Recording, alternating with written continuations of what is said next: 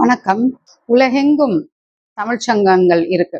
மதுரையில ஆரம்பிச்சது தமிழ்ச் சங்கம் ஆரம்பிச்சது சிவபெருமான். சங்கமா ஆரம்பிக்கல. அவரு மொழிய கண்டுபிடிச்சாரு. அந்த மொழிய உருவாக்கினாரு, எழுத்து உருவாக்கினாரு. அதுதான் முதல் தமிழ்ச் சங்கம்.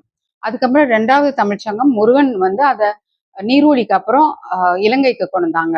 லெமூரியா அந்த இடத்துல இருந்து பெயர்ந்து நம்ம இலங்கைக்கு வந்தோம்னா அங்க வந்து 2ஆம் தமிழ்ச் சங்கம் ஆரம்பிக்கப்பட்டது. அப்புறம் இடையில எல்லாருமே நிறைய தமிழ் வளர்த்தாங்க.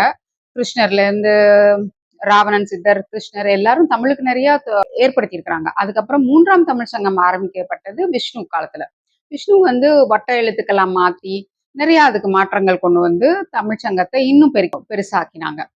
வந்த ஆரியர்கள் என்ன பண்ணிட்டாங்க, முதல் சங்கம் இடைச்சங்கம் கடைச்சங்கம்னு அங்கேயே க்ளோஸ் பண்ணிட்டாங்க. இதுக்கப்புறம் விஷ்ணுக்கு அப்புறம் 4வது தமிழ் சங்கத்தை ஆரம்பிச்சது பாண்டித்தேவர். அவர் மதுரையில இருந்த பாண்டித்தேவர். இப்ப 5ஆம் தமிழ் சங்கத்தை நம்ம பாண்டியன் ஐயா ஆரம்பிச்சிருக்கிறாங்க. இது இது இத வந்து கட்சியாவும் ஆக்கி தமிழர்களுக்கும் தமிழ் மண்ணுக்காகவும் பெருமை சேர்க்கணும். மேலும் மேலும் தமிழ் வளரணும், தமிழர்கள் ஆட்சி பண்ணணும், உலகம் செழிப்பா இருக்கணும் அப்படின்ற ஒரு காரணத்துக்காக ஆரம்பிச்சிருக்கிறாங்க. ஆனா ஆரியர்கள் முதல் சங்கம், இடைச்சங்கம், கடைச்சங்கம் அதோட முடிஞ்சிருச்சு அப்படின்னு சொல்லிட்டு மத்த எல்லா நாடுகள்லயும் இப்ப பாத்தீங்கன்னா கர்நாடகால இருக்கு, ஒரிசால இருக்கு, எல்லா இடத்துலயும் தமிழ் சங்கம் இருக்கு. நியூசிலாந்துல இருக்கு, ஆஸ்திரேலியால இருக்கு, அமெரிக்கால ஃபெட்னா இருக்கு, துபாயில இருக்கு, ஆஸ்திரேலியால இருக்கு, எல்லா நாடுகள்லயும் இருக்கு.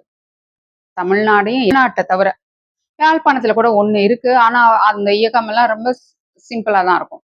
ஒரு சாதாரண இதுவா தான் இருக்கும். தமிழ்நாட்டுல ஒரு தமிழ்ச்சங்கம் இல்லை. அதனாலதான் ஐயா ஆரம்பிச்சாங்க. ஆனா தமிழ்ச்சங்கம் தமிழர்களுக்காக அப்படின்னு சொல்லி தமிழ் தேசியம் அப்படின்லாம் சொல்லி நிறைய பேர் ஏமாத்திட்டு இருக்காங்க.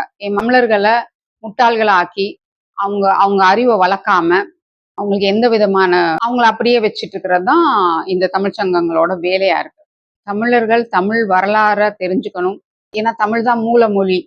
அந்த மூல மொழி தமிழா இருக்கிறவங்களுக்கு அவ்வளவு நல்ல அறிவு சார்ந்த சமூகம், வீரமிக்க சமூகமாகவும் இருக்கிறோம். ஆனா அந்த அறிவையும் வீரத்தையும் முடக்கியே வச்சுட்டு இருக்கிறாங்க. நம்ம எழுவோம், திரும்பியும் சித்தர் நிலைமையில சிவன் முருகன் விஷ்ணு மாதிரி நம்ம தமிழ் சங்கம் வளரட்டும், மேன்மேலும் வளர நாம பாடுபடுவோம். நன்றி, வணக்கம்.